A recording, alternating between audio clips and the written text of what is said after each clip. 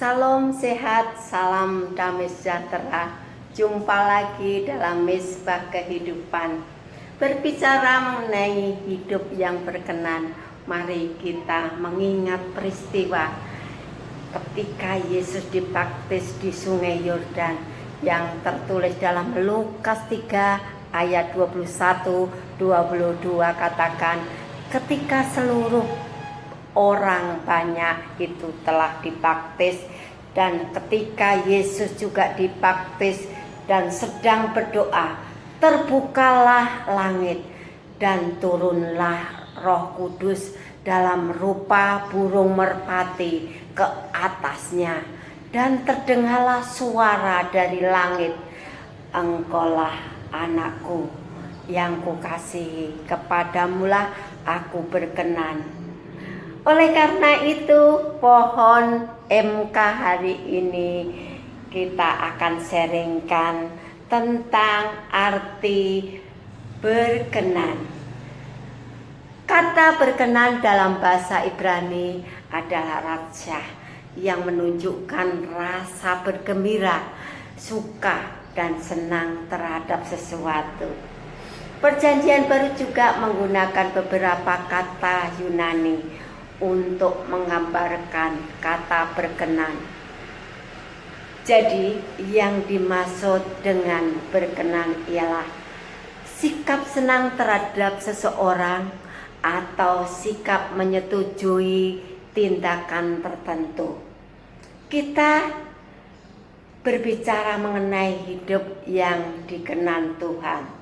Ini berkaitan dalam hidup yang disukai dan disetujui oleh Tuhan. Dalam kesibukannya Yesus melakukan pelayanan di bumi, Yesus tetap memiliki prioritas waktu untuk berelasi dengan Bapa di surga. Markus 1 ayat 35. Pagi-pagi benar, waktu hari masih gelap, ia bangun dan pergi keluar.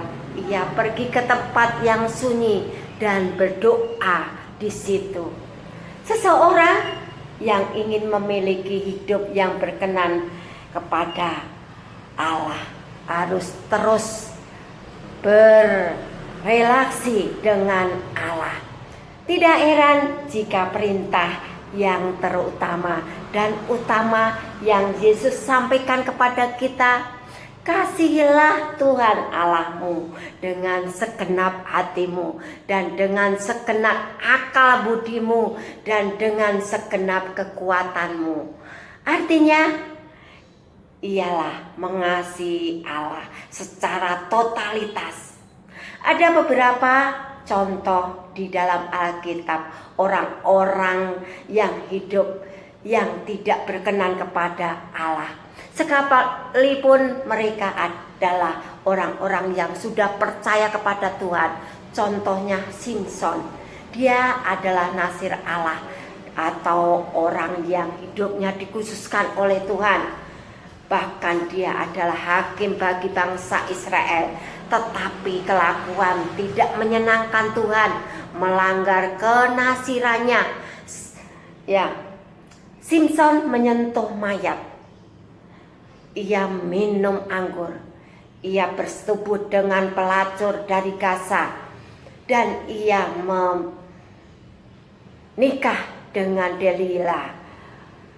Di dalam Perjanjian Baru juga ada contoh-contoh kelompok orang yang protes karena perbuatan yang tidak diperkenan kepada Tuhan. Pada akhirnya banyak orang yang akan berseru kepadaku, Tuhan, Tuhan, bukankah kami bernubuat demi namamu dan mengusir setan demi namamu dan mengadakan mujizat demi namamu juga?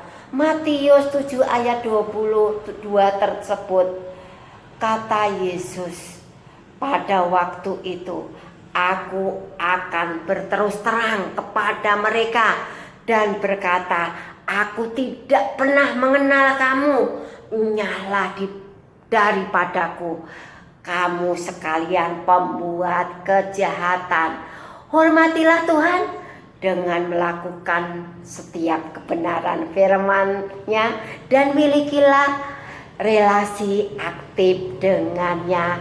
Maka saudara berkenan kepada Tuhan, surga terbuka dan suatu kehormatan tertinggi jika Tuhan berkenan berkata kepada saudara, inilah anakku yang kukasihi. Terpujilah nama Tuhan Yesus. Tuhan Yesus memberkati kita semua. Amin.